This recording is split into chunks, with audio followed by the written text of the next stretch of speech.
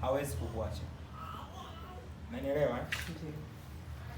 Wakati nikiwa kwenye mahangaiko mengi ya kichwa na tafakari naendaje maisha yangu, siku moja nikiwa kwenye hali ya kuitikia wito wa Mungu, sina hela, nimetengeneza mazingira ya kukosa hela ili nitafute kazi. Nimekataa kazi, nataka kumtumikia Mungu. Nasema mimi nimeajiriwa na Mungu, ninayo kazi. Nimeamka asubuhi, sina hela mfukoni, sina hela na sina chakula ndani. Nilipofika asubuhi, mimi nikachukua miguu yangu, nikaweka juu ya meza, nikaanza kunena kwa lugha. Sina hela na sina chakula. Nimeweka miguu, naanza kunena kwa lugha. Naanza rikato raba shetete asubuhi, mala zakata raba saa 5, lekete saa 6, mala saa 7, na nena tu kwa lugha raba saa 8, saa 9 simu inapigwa. Simu inapigwa. Halo, namwambia halo. Wewe ni brother Ferdinand? Namwambia ndio. Mimi nilisoma na wewe O level. Nikamwambia ndio. Muda huo ndo nimeitikia tu wito wa Mungu kwamba Mungu nimekubali. Lakini hiku cha moto nimekila. Akaniambia mimi naitwa fulani na nikumbuka nimesoma na wewe O level. Namwambia ndio, nakukumbuka. Akaniambia niko hapa maeneo ya Morocco, Dar es Salaam pale. Niko maeneo ya Morocco hapa. Wewe uko wapi? Nikamwambia niko Kawe. Akaniambia naomba nionane na wewe. Nikamwambia njoo. Nikamchukua tukaonana Kawe pale maeneo ya Jambo Hili. Tukapanda naye kukaa juu kabisa. Fika pale, alipofika nikaongea naye mambo ya Mungu, akanisikiliza, mwishoni akachukua bahasha ya kaki akanipatia. Aliponipatia bahasha ya kaki, mimi nikambariki, nikarudi nyumbani. Sijafungua. Narudi nyumbani ni kama saa 1 usiku. Nafungua bahasha, naomba utulivu. Nakutana na 4,27,000. Naomba utulivu please. Nafungua bahasha, nakutana na 4,27,000.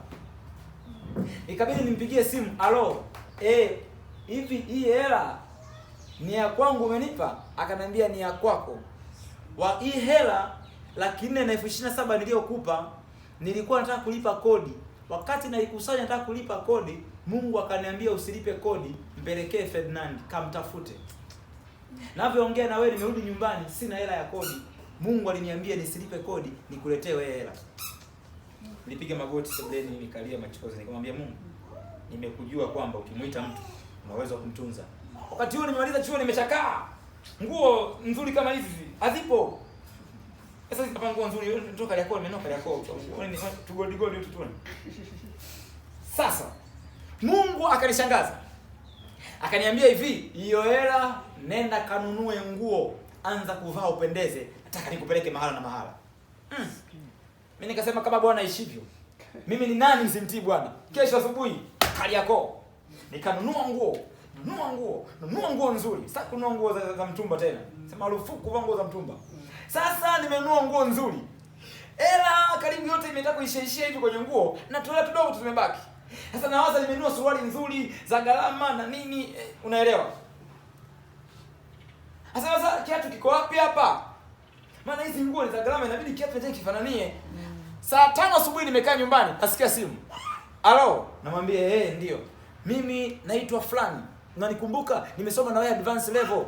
Wakati uko form 6 mimi nilikuwa form 5 na ukanifundisha mambo ya Mungu, na wakati unaelekea kumaliza ukanichukua ukaniweka chini ya mtu mwingine ili niendelee kukukulia wokovu. Nikamwambia ndio nakukumbuka. Akaniambia nipo Kariakoo kwenye duka la viatu. Ni duka moja la viatu, kiatu kimoja kinauzwa 150,000 mpaka 200,000 mpaka 300,000. Niko hapa. Nataka nikubariki kaka.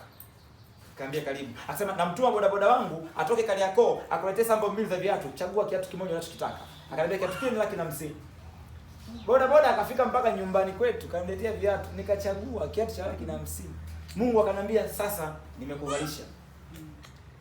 Anza kuvaa. Mungu akaniambia kutokea hapo kuna baadhi ya maisha yakatae. Mungu akaniambia acha kupanda daladala. Panda usafiri ambao sio wa mateso. Nasema nitakutunza, nitakulisha, nitakuvisha. Nikaanza tangia hapo. Sipandi daladala. Haleluya. Ni utaratibu tu. Kuna mahali tunaelekea sasa. Maana yake hapo gari ndio zinakuja. Sababu sasa muda wa Bolt. Tutoka kwenye Bolt gari. Amina. Na kama una wivu ni wewe tu. Yes. Yes. Mungu akiaminiwa, Mungu akitafutwa kwa unyofu wa moyo, wanafungua njia.